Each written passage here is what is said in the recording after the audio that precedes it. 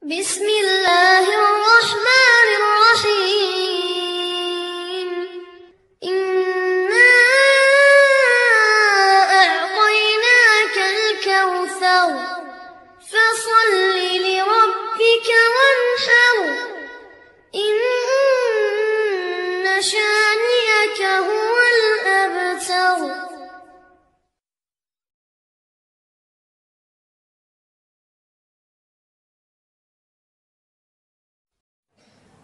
Kata Nabi sallallahu alaihi wasallam, "Lau kanatid dunya ta'dilu 'inda Allah janaha ba'udha."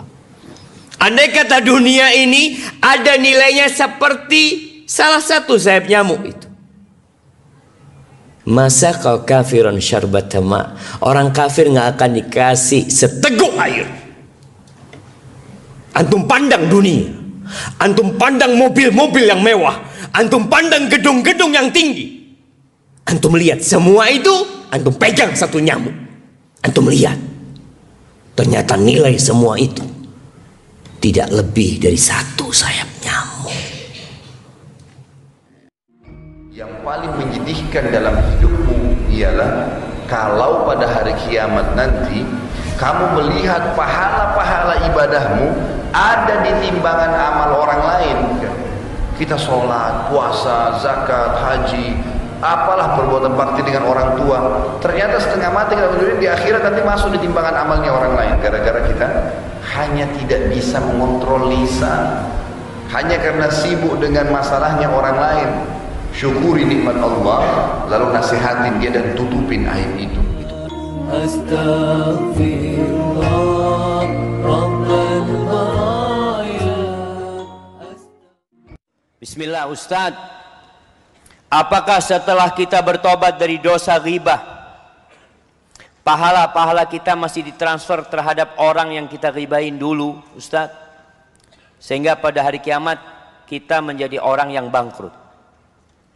Kita tahu tobat dari ghibah yang berurusan dengan manusia itu nggak cukup hanya menyesalin, nggak cukup dengan meninggalkan, nggak cukup dengan niat tidak mengulangin. 3 syarat ini harus ditambah 1 syarat lagi, minta maaf sama orang tersebut, datang kepada orang itu.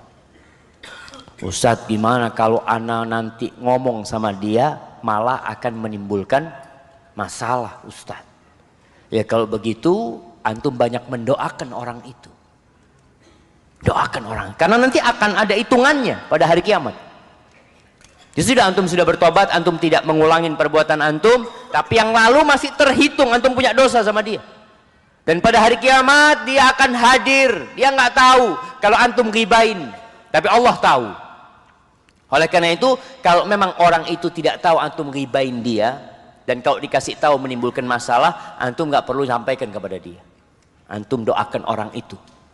Dengan mendoakan tadi, pahala doa ini insya Allah cukup untuk menutupin ghibah yang antum lakukan sama dia. Tapi kalau orang itu tahu antum ghibain dia, antum datang ke orang itu, karena dia tahu antum ghibain dia, antum datang minta maaf sama dia. Gimana Ustadz kalau dia mengatakan, ya afwan, urusannya nanti di padang mahsyar? Ya sudah, antum mengatakan, ya ana minta maaf. Kalau dia tidak memaafkan, insya Allah lah, mudah-mudahan amalan ana cukup untuk menebus dosa ana. Ya sudah jemaah, itu hak dia tidak memaafkan kita jemaah. Kita persiapkan banyak doa buat dia, ya Allah doakan orang itu. Ketika nanti diminta kebaikan antum untuk bayar, insya Allah bisa antum lunasin jemaah.